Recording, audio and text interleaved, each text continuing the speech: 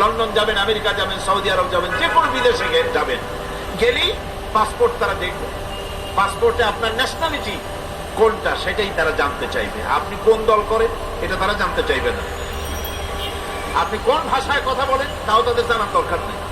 প্রথমেই তারা আপনার ন্যাশনালিটি দেখবে, আপনার আইডেন্টিটি কি তারা জানতে চাইবে। তারপরে যদি স্যাটিসফ্যাক্টরি হয় আপনাকে ভিসা দিয়ে ভেতরে ঢুকবার ব্যবস্থা করে দেবে। আর যদি তারা স্যাটিসফাইড না হয় তাহলে আপনাকে মেহমানখানায় ঢুকানো হবে গ্রেফতার করে। কবর হচ্ছে এ ধরনের একটি ইমিগ্রেশন কাউন্টার। কবরের ভিতরে মানুষ যখনই রাখা হবে সঙ্গে সঙ্গে দুজন ফেরেশতা আসবে।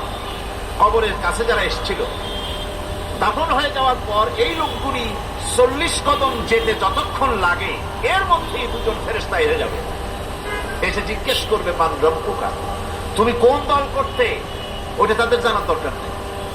চাকরি কিসে করতেন ওটা জানার দরকার নেই।